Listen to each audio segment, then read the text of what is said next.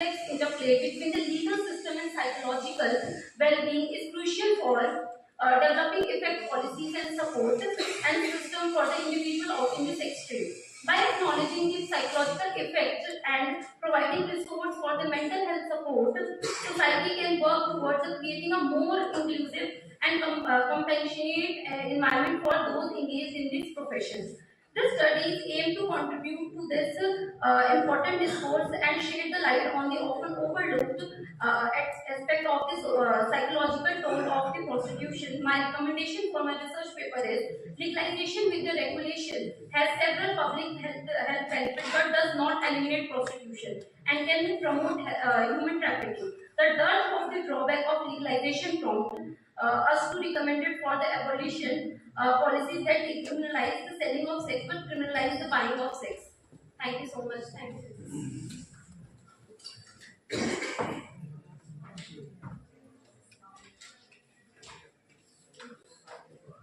Shama, I just would like to ask that you also talk about the psychological consideration. Can you, legal and psychological consideration, can you tell us some recent judgment or some recent legislation which talk about the legalization of prostitution? And if we talk about Indian laws, there is 372 and 373 IPC sections which actually prohibit buying and selling of minor girls for prostitution, for the purpose of prostitution. And there are also immoral trafficking prevention act which actually protect minor or underage girls from like involved in prostitution without consideration. Just one question from my side. How will you approach the issue of the forced prostitution and voluntary prostitution? So if we talk about forced prostitution, this is a violation of Article 14 and Article 21 because every woman have right to dignity, a dignified life, and every woman. But they have no place to go. Sorry, sir. They have no place to go, no means of the livelihood, so they have to be by there by compulsion, not by choice. So I'm not getting your question. They have no other place to go. They have to be in the prostitution because they have no means of livelihood, no means of livelihood, no means. No, sir. This is not the statement true, sir.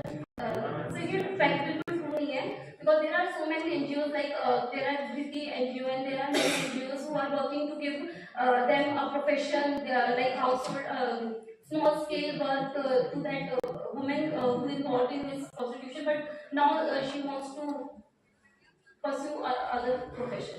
What is voluntary for Sorry, sir? voluntary for prostitution? Somebody wants to be voluntarily there. Sir, thank you, sir.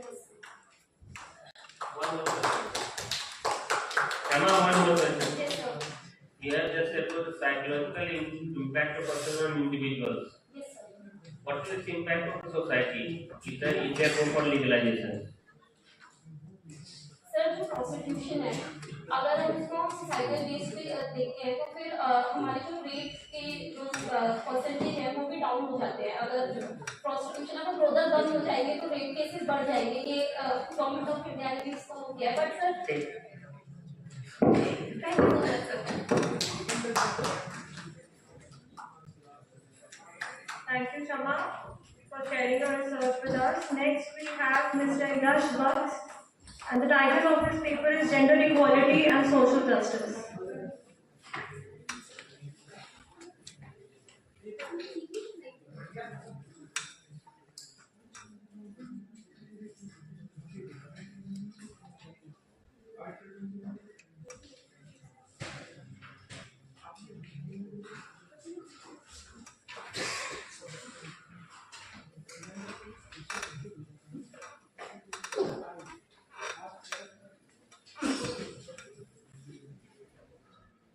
Good afternoon, everyone. This is Ggsipu, student, Fairfield Institute of Management and Technology. I'm up here to present my research paper on gender, titled Gender Equality and Social Justice. The author of the paper is also Professor Dr. A.P Singh, Professor of Fairfield Institute of Management and Technology. Without further ado, let's embark the small journey of my research. The research methodology for my paper, I've taken 5-step methodology: identification and selection, data collection, synthesis and integration, critical analysis, and finally the framework of development. A framework development of the content. The research aims to provide a comprehensive and critical analysis of the selected literature so used. The literature reviews that I've used particularly include A.P Abdul Kalam's visionary work, which is visioning the empowered nation, technology for social transformation, which emphasizes on the transformative power of technology for societal good. Next up is Austin's The Indian Constitution. It provides an in-depth analysis of constitutional principles shaping India's cyber-political landscape. Next up is Ggsipu's India's That is Bharat. Next up we have divided my introduction amongst 5 small pointers. It is imperative to recognize the historical roots of inequality and the various forms of social division, the global impact of colonialism, the persistent challenge of gender-based equality. The factors have left the indelible mark on the present society. So, the historical oppression of a woman and our exploration into historical oppression, global gender equality and renaissance delve into both positives and negatives of gender equality and discrimination in the colonialism era and the post-independence reforms and legislative measures. Next up, quality, social justice amongst the Indian constitution governance, that is the post-colonialism or post-1947 era, that is the constitutional measures and the measures that have been taken in the constitution, and the empowerment initiatives, legislative measures have been dealt with under this scope. And lastly, the evolution of the exploration has unearthed the evolution of women's status, progress towards social justice, and despite acknowledging the persistent challenges, we maintain optimism. For example, the recent 33% reservation, we are still optimistic towards the reservation. There's no date as of now when it will be implementing, but for sure it will be implementing someday. The ongoing journey towards the truly just and equitable society still requires sustained efforts. So that's pretty much it. Thank you, and now open for questions. Yes, I just want to know that you have written gender equality and social justice. Being in Delhi, do you feel that we have gender inequality in Delhi? I'm just asking your observation. Especially when it comes to Delhi specifically, in the present scenario, I would like to. I'm on the verge of like completing my paper on this too. The gender equality when it comes to Delhi, the reservations for women are the biggest question mark of Delhi. Why go to reservation? Why whenever we are talking about inequality, we did not go to reservation, right? Means how the women are treated in the society. Do you feel that still we are in pre-colonial era and we do discrimination? Now, for now, if we go to pre-colonial era, now we can understand how it was earlier. I'm talking about present. Now, present, we could see the gender equality on the dignitaries of the dais when you've got 2 females here. So, as in, yes, ma'am. But how now reservations are creating gender gender inequality is that the reservations themselves raise a question upon equality, the absolute equality. And any idea as to why this principle of affirmative action was introduced in India? What was the reason? So could you please repeat principle of affirmative? Why this principle of affirmative action was introduced in India? What was the provocation point. Sorry, I'm lack of information. Have you read Article 15 Clause 3? Yes, sir, I have dealt with that. What it provides? Does it provide for reservations? So it does not clearly provide for reservation, but it definitely does give a clause for making specific laws for certain people as far as goes for women and children. Gender equality और social justice में क्या correlation है? The social justice, when it comes to society as a whole, it's made up of genders, all the Preamble of the Constitution provide for the egalitarian society. We will not have any kind of discrimination. And you are talking about the differentiation, discrimination, gender equality. Sir, it is very important to understand at this point that the differentiation that was we try to finish, which is not going to finish anytime soon. And all the steps that we are taking to stop it are so extreme that those are the steps that are making the question raise of inequality. Thank you.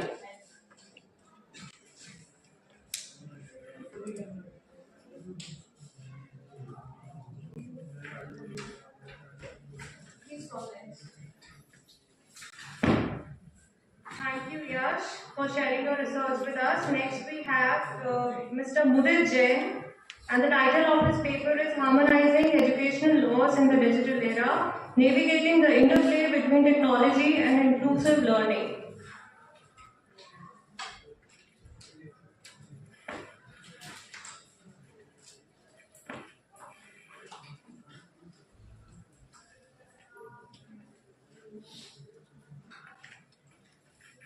Good afternoon, all. Today I am going to speak on the topic harmonizing educational laws in the digital era, navigating the interplay between technology and inclusive learning. Now we are living in the digital world, in which every sphere of life is involved is driven around different kind of technology and everything. In every sphere of life, we can see that we are being using some of the way of technology or instruments. And therefore, if we talk about education, the field of education, especially legal education, the technology is being used in various institutions.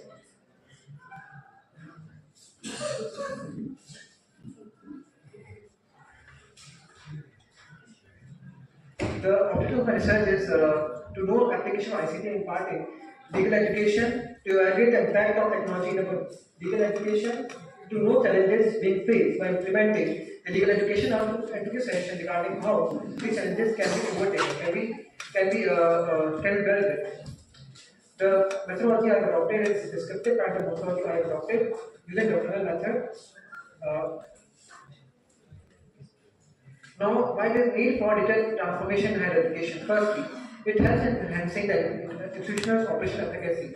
Like if we go back to the conventional mode of providing legal knowledge or imparting legal education, in the conventional method, we used to use blackboard, chalk, etc.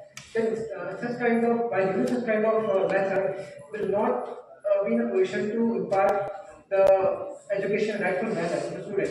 However, if we use some kind of like modern technology that we are using, we give proper presentation, we use videos, we use audios. In such ways, we are in a position to have better kind of impart education to students. Secondly, it also helps in stimulating innovation in education. It helps in not only it helps in the students, but also it also helps the faculties also to stimulate new ideas, new ways of teaching to the students. Thirdly, it helps in cutting down the cost of education. Using this particular kind of method, especially in case of COVID, if you talk about COVID, during the time of COVID era, the schools we went to online mode of education. It eventually cut the cost of education also, and we don't have to use transportation for getting some kind of knowledge from some kind of degrees, etc. But we only use the online platform, online mode for getting education. So in a way, it helps in reducing the cost of education. Plus, a person living in remote areas also of the country, or anywhere of the part of the country, or any place, even if I am working, I can easily gather some kind of degree. I can easily gather some kind of new knowledge about new stuff. And I don't have to go to college or school for learning a particular topic. The next thing is application of technology in education. Firstly, it's like establishment of digital libraries. There is also establishment of digital classrooms. Use of more techniques like PPT, which I am using, videos. There is also like we are using online conferencing, seminars, most of competitions that are organized by various institutions all over the country. Virtual internships also provided that students can easily go and go and enter without physically being available over there. Lastly, is online certificate courses. In certificate courses, I can easily, your student can easily get some kind of degree or certificates from not only universities in India but also some other universities also like MOOC, massive open online courses. These courses are being provided so that what will be the demerit of the teaching with technology? well, regarding that, teaching with technology is like many of the faculties or teachers even don't know how to use different techniques while imparting the knowledge or while imparting education. Like, you are putting question mark on the teacher's ability to teach. sir, personally speaking, that in my institute also, like I joined GD Gurkha Institute. Over there is a system called Pol. We have to take attendance over there. We have to manage assignments over there. We have to take all sorts of things are there. CO mapping, etc. Even today, we are facing very difficulties in doing so.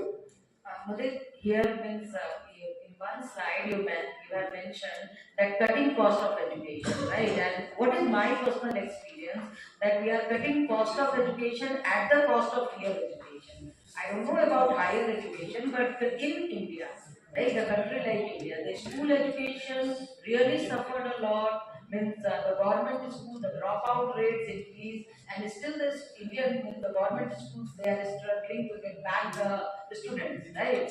So ultimately, means if you feel that in a country like India, we Even should cost of education also includes the cost like other costs also, like transportation costs, etc. no, but transportation cost is nothing when we are talking about real education, right? Means, yeah, especially in school, certainly I am saying education sector doesn't mean only the higher education sector. Whatever you are mentioning, it is okay for higher education system. But in India, we have to look around the primary education system as well. So this system is not at all suitable because that is a preliminary stage, a founder stone, right?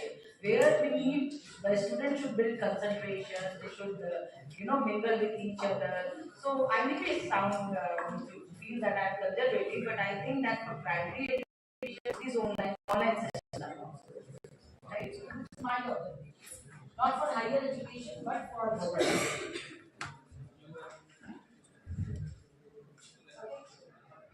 In that, I just want to conclude that the technologies which we are using, there are different kind of challenges we are being faced by using these kind of technologies, and that should be resolved.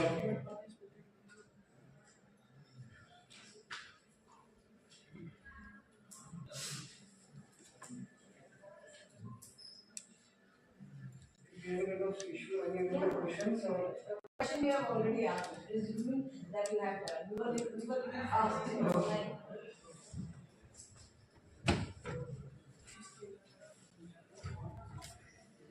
Thank you, Mr. Mudit, for sharing your research with us. Last, I would like to invite Mr. Suraj Yadav to present his paper titled Refugee and Migrant Rights, Challenges to India with special reference to Afghanistan refugee crisis. Just one thing for Modi, but the title is Harmonizing Educational Law in the Digital Era, Navigating the Interplay between Technology and Inclusive Learning. And the last we have concluded with the legal education. So if you want to do the further research, and you just correlate the conclusion with the title, not with the legal education. Right? Okay.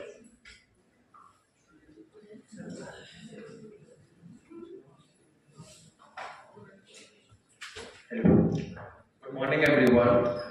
Sorry for inconvenience, but Dr. Rakesh Kumar and Mr. Suraj Yadav were unable to be present here.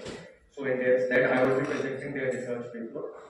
So please mind the inconvenience. Firstly, the paper that they have written deals with refugee and migrant rights, challenges to international law with special reference to the Afghanistan refugee crisis. Introduction. International law only protects refugees, those who escape persecution based on their race, caste, sex, faith, nationality, or political opinion. But there being no structure in India that gives a proper refugee channel to protect these people. Nor India is a part of the Refugee Convention of 1951 or the Protocol of 1967. Though it follows UNHCR principles, primarily giving relief to refugees from Afghanistan and Myanmar. The paper focuses on how UNHCR and other humanitarian agencies encounter numerous hurdles and challenges when managing and safeguarding refugees. The hypothesis and research methodology is as follows. The response to the Afghanistan refugee crisis by the international community, including the provision of humanitarian aid and implementation of temporary protection measures, provides an opportunity to assess the effectiveness of existing legal frameworks and identify the gaps and shortcomings in the protection of refugees and migrants, informing the future policy and legal reforms. The research methodology is a doctrinal research approach is followed, and the research work is primarily based on secondary data and is qualitative in nature. The secondary data has been collected from newspapers, research articles, in reputed journals, books.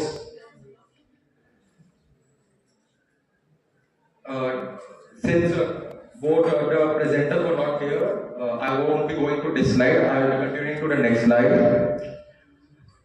The goal of international federations like Red Cross and the Red Crescent Society is to safeguard and help these vulnerable people whose whole life have been uprooted and cast on choppy waters. Amnesty International has repeatedly advocated for the increased use and strengthening of international bodies and laws to ensure that rights of asylum seekers and refugees are protected, with the Indian judiciary emphasizing the same.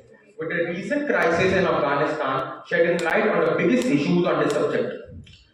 Firstly, protracted displacement, where millions of Afghans have been displaced repeatedly. Secondly, where access to basic necessities of education and proper healthcare and sanitation have been a challenge. Thirdly, the constant security concerns that have exacerbated by fear and distrust between the communities. Fourthly, the drastic impact on countries who host refugee populations and the economic instability that they create. Lastly, the uncertain future for both refugees and the nations in the crisis. The way forward deals with basically 5 suggestions. First, a durable solution where instead of temporary structures being put up by international organizations or country, permanent setup should be there to deal with refugee and migrant crisis. Secondly, addressing security concerns with collaboration both from locals and experts. Thirdly, regional cooperation where refugee crisis or migrant crisis have come up. Lastly, economic assistance by nations where long-term economic impact of hosting Afghan refugees on Pakistan and potential mitigation strategies is needed. Lastly, the role of international community. The international community must continue to provide financial and political support to address the humanitarian crisis and find durable solutions for the Afghan refugees. Thank you.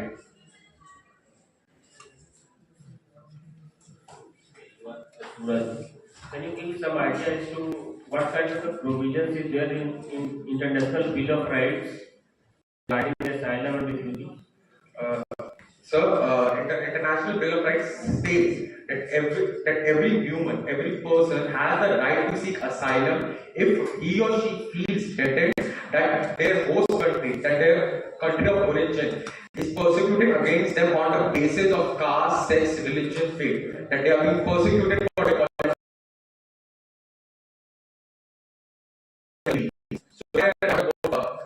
ICCPR and ICEC, international economic, social, and political, protocol, and criminal and civil. Right. Sorry, sir, because I have not made this. I have just handed. It was made by your teacher only. So you have explained about the primary sources, secondary sources. That you have explained details. And you distribute the primary source and secondary source. Sir, a primary source is where we go out and the field and gather a source of information primarily from the person. That piece of information has not been published or reported by any other organization, by any other medium, like a journal. A second. In case of doctrinal research. Yes, sir. So, in case of doctrinal research, it is a secondary source where we assess, where we study already published and reported articles, news, data published by international organizations, human rights groups, international bodies, and assess them and make a research paper on that. Sir, a constitution is both a primary source and a secondary source in my opinion, because yes, because it's a secondary source because we have taken many. Yes, sir? Consider your fundamental law, first law, supreme law, secondary source. No, sir. The constitution is a primary source in its own, like for any laws. But the making of constitution is also has secondary sources because we have borrowed the concepts of different nations from US, UK, Ireland, Australia, South Korea, we have USSR. So it's a secondary source, but for us, it's a primary source because it's a source of all laws. Have we borrowed anything from Korea? No, sir. Sorry, I misspelled it. Thank you. Thank you, sir. Okay. Thank you, Mr. Suraj, for sharing the state of refugees with us. I would like to thank all the presenters for sharing their valuable insights and knowledge. And now, I would like to request Professor Dr. Rakesh Kumar sir to please throw some light on this technical session. We welcome you, sir.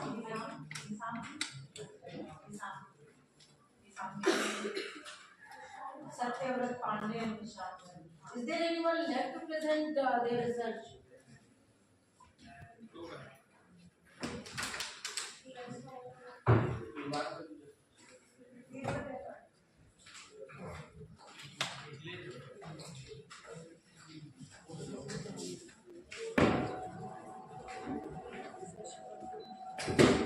Mail भैया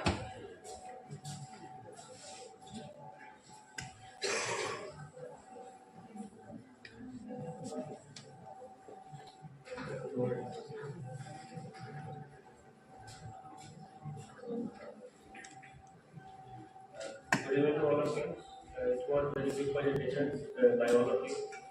But as a teacher, I just like to decide on the few aspects. When you are going for the paper presentation and when you are choosing the title, then always try to stick on as to what the title you have chosen and how you are constructing your research articles. Because it must reflect. It is not that the title has to be very catchy one and the content has to be almost the different. So just try to correlate the things. That is not because you always have the time constant. You cannot emphasize on each and every aspect, starting from the genesis, development, legislative provisions, judicial approach, then what are the shortcomings. So everything cannot be summed up in just 5 to 10 minutes. So you just try to decide, but when you are submitting for the RT publication, naturally that case all the detail has to be there.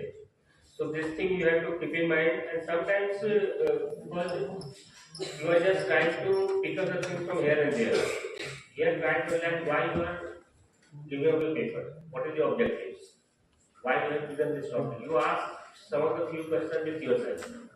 Then how we proceed? What kind of relevant material that has to be used? So that is also very important for any paper presentations. Otherwise, the presentations of almost all the speakers were good.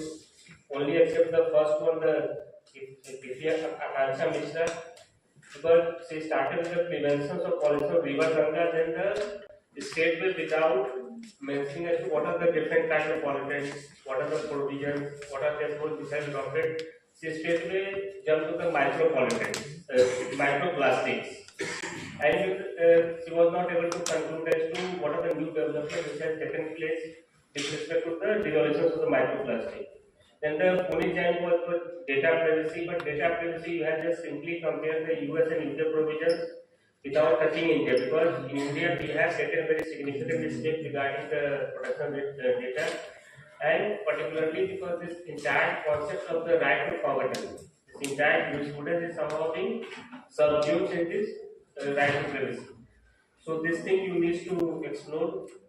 Then the Samithik insurance was solid waste management, and then role of NGO in economic development, because this is very emerging areas, and now you see all the international agencies they are putting preconditions that if you want to give any kind of a loan or grant, then that is the first condition that you have to involve the instrument of the local government in the governance of the country. So these are the something which are the emerging area that needs a very systematic research. You have emphasized on the kind of work which was done by the NGO regarding the skill development, then the entrepreneurship, and the kind of contribution that was done by the NGO in the health and education sector, housing sectors, and the corporate social responsibilities. Because these are the something that can be taken by the NGO also. In the Sakshi Mohan, it was well researched presentations, because she had she has emphasized on the gender equality and the armed forces, but in the entire concept she has just tried to dissect how the jurisprudence of equality has evolved. Actually, it is not the principle of reasonable classification or new concept of equality which was given by the Supreme Court package. That is not the end of the Article 14. It is just an instrument, but it is much more than the what we have so far understood under Article 14 of the Constitution. And then we were having the Sama Pandey, this was also equally good. Then yes, was gender equality and social justice. But here there was difference, because when you are using this kind of the phrase, then just try to correlate as to how the gender equality is something correlated with the social justice. But we have the trade charter, CPSP, we have the provision of the preamble itself, we have the detailed provision starting from 42 of the Constitution. So these are things that you need to see, and then see the judicial approach. Particularly as to, if you recall the Narges Mirza case. Narges Mirza is the one case where you can simply find the male biases on the part of the Supreme Court. When the Supreme Court wanted to check the Indian population growth by the help of the 6 to 700 air hostess. Then Modi was teaching with technology, and Manish Kumar Yadav were refugee laws. So thank you so much, and I also like to express my gratitude to the CPJ College for the organizing such a mammoth programs. It is not just this paper presentation, because they have so many things. Mood court, that is very so much important for the students. The mood court and the debate and so they are having this thing, and most importantly this time it was the participations by the students all over the country. More than 45 institutes from all over the country participating. So that will, and it has provided the real platform for them to harness their skills. So all the best to all the participants. And again, I express my sincere gratitude and thanks to the Uganda sir, he is just sitting here, for inviting and giving me the opportunity to just interact with you. Thank you so much.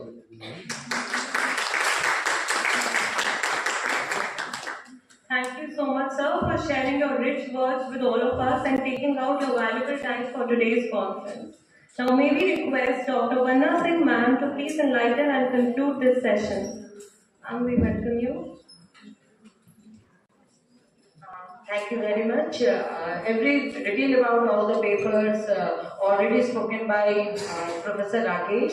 First, I would like to congratulate all of you for wonderful paper presentation. Right? Means really we have enjoyed each and every paper. Though if we have asked certain questions with which you were not comfortable, don't take it otherwise. That was just meant to make you a good researcher. You have to learn a lot, and I'm really happy to see that we have student participation not only from Delhi.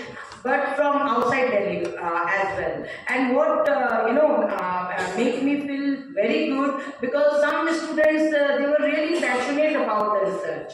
I mean, some of the paper I felt that they have not only read, they just try to relate it to the society. They try to understand the major social concern involved in the issue or any legal research. This is something we look forward in any law student, and as Professor Rakesh said, that we really congratulate the CPJ Institute for organizing this conference. One thing means, as I am also a student of law, I would like to say that whenever you are presenting a paper, when you are mentioning hypothesis, right, you have to be a little bit particular about hypothesis, right? This is something which you are presenting today in India, tomorrow you may go to international forum as well. So you have to be careful that how to draft a hypothesis. While drafting hypothesis, you have to see it should be 1 or 2 lines, right? Some of the hypothesis, it was 1 paragraph. That should not be the practice. When you are writing your next paper, please be careful that when you are mentioning your hypothesis, you are also expected to tell us the result of that hypothesis. While presenting your paper, you have to say that this is the sample size, this is the hypothesis, and this is the result of my hypothesis. This is the only suggestion. Rest, again, all of you are wonderful. Congratulations to the dean, to the director, and all the CPG, all the faculty members for their hard work. Congratulations once again. Thank you. Thank you, ma'am, for sharing your words of wisdom with us. Every start has an ending, but the beauty lies in what transpires in between. Today, we had moments of learning, exposure, zeal, and testing one's competitive spirit. With Loi Fiesta National Conference 2024 being inaugurated in the morning, we are now at its valedictory session.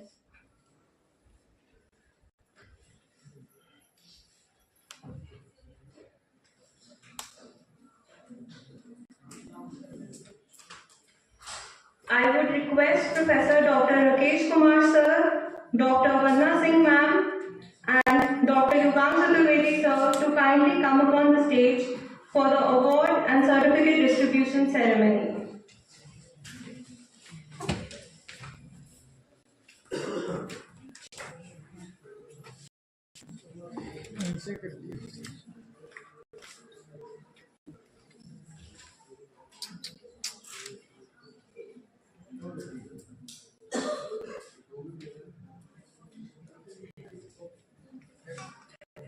दोस्तों इसके बाद भी है कुछ अभी तो certificates वगैरह मिलेंगे बस फिर खत्म कल सुबह से लगा रखे पार कर दिए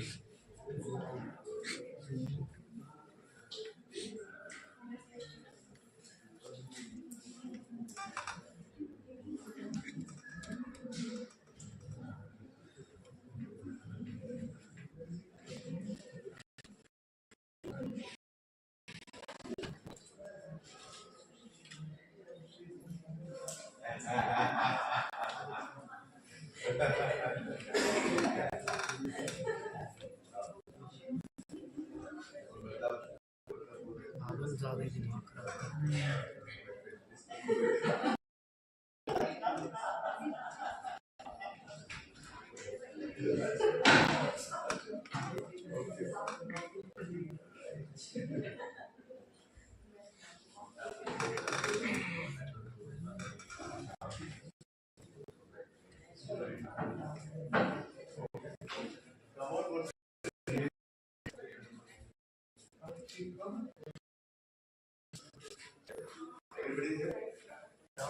Let us start the first paper in this one.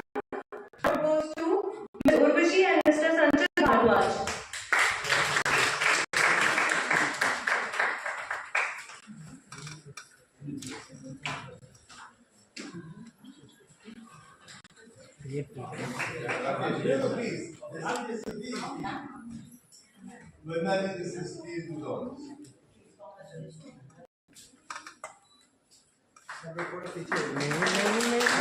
Congratulations, Urvashi and Sanjay.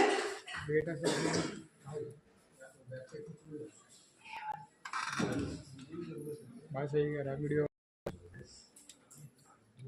मेरे हाथ पिटने वाला है।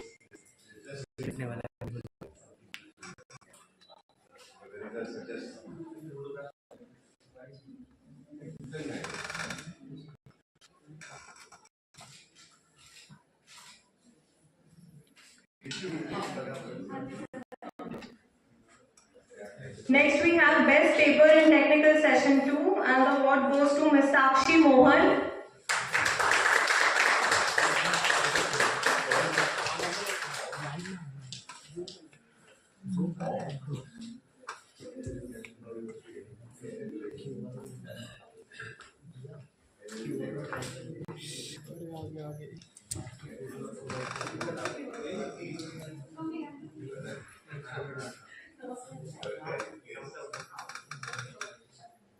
Congratulations, Sakshi.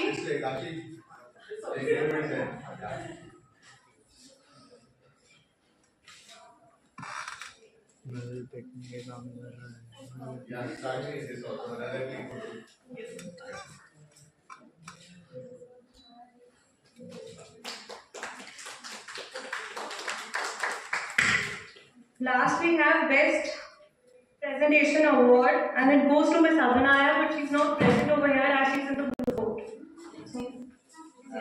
Has she come? Ms. Abhinaya. Congratulations.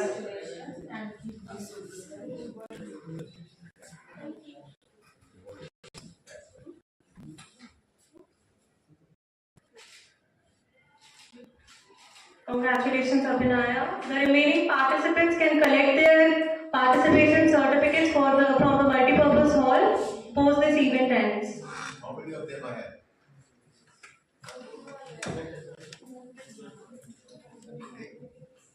That is brilliant.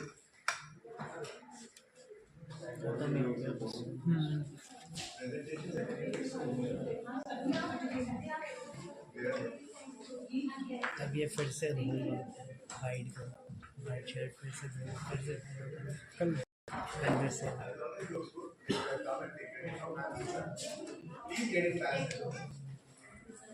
We will be distributing the participating certificates over here only.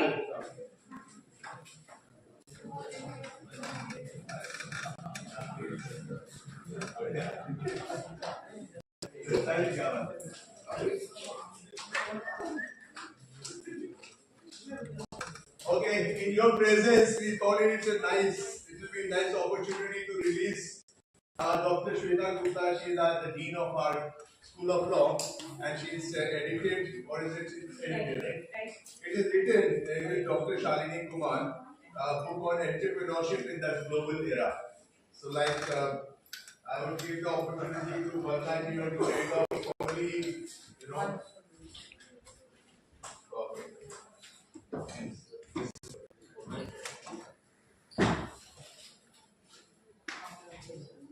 Congratulations, Shweta ma'am.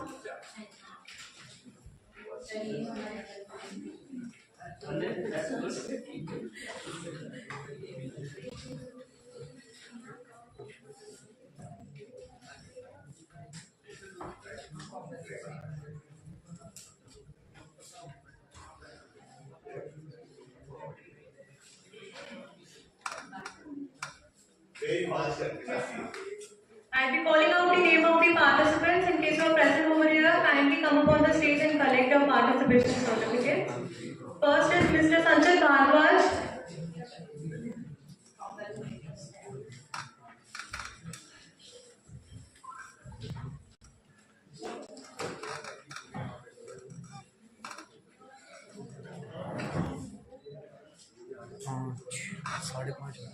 वो कैसा है तो almost नहीं किया तो एकदम कॉलेज की कहाँ से कॉलेज कहाँ से जीडी तो यहाँ रहते हो हॉस्टल में वगैरह कैसे Just give the ones who are present here. I'll just take the names very fast. The ones who are present here, they can always come up and take it. And the ones who are left or whatever, that's a different thing. Sachin Bhagwat.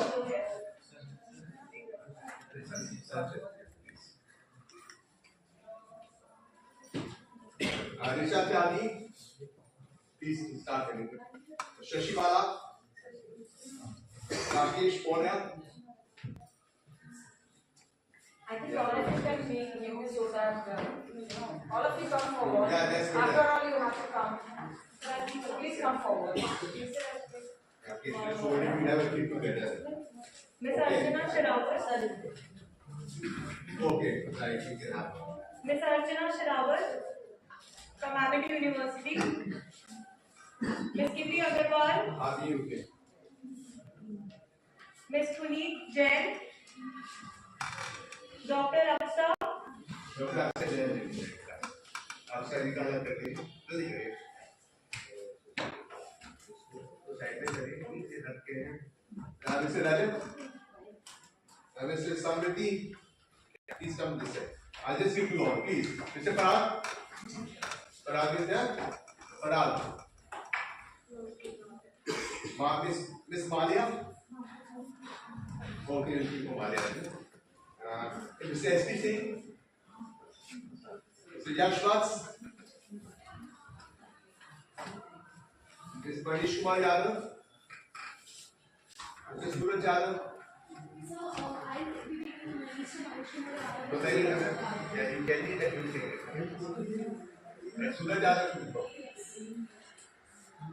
Leena Chabra. Can please move the chair. Thank you all. Ritika Bansal. Okay. Mahima. And Hisham bin Sarul. Satyavrat Pandey. Shama Pandey. Muskan. Ramendra Singh. Sakshi Mohan. Shubhi Narula. Abhinay. S. Abhinay. Oh yeah, Abhinay. Amit Sindal. Take the next. Sakshi Gupta.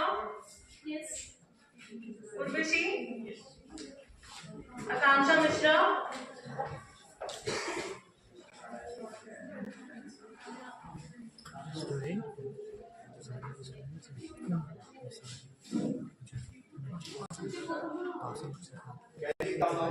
Pass out हो गई उसके बाद उनके school में match में participate करना है किसको कॉल करके बुलाया गया कोई इंटरव्यू के लिए बुलाया गया कोई बाहर से कोई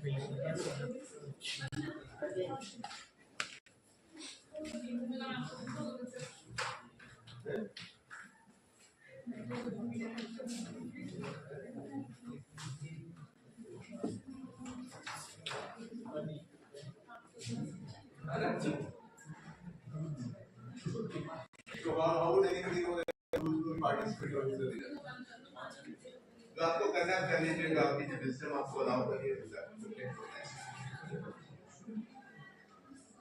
yeah please come and see so let's start we have three together so come all of you together Akanksha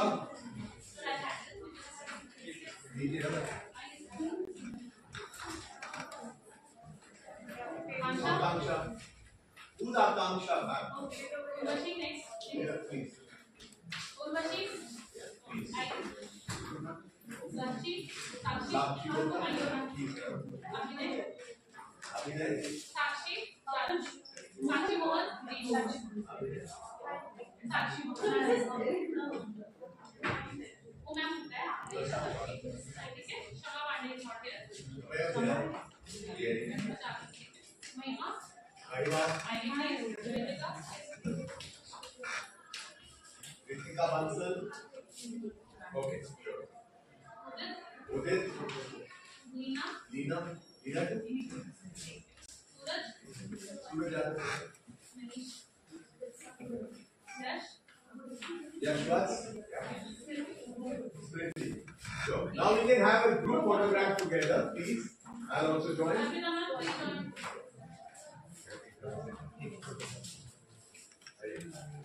form a parabolic, like this. Then it all will come. Semi-circle. And join this. Yeah. पीछे आ जाना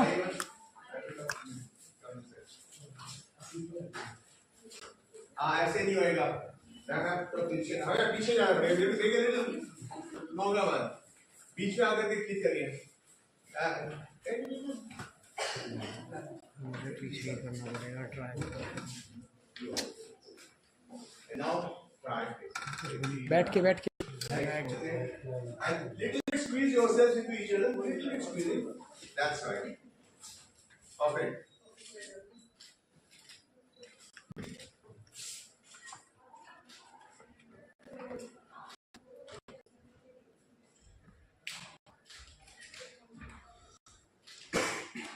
okay All right. अच्छा आपका वो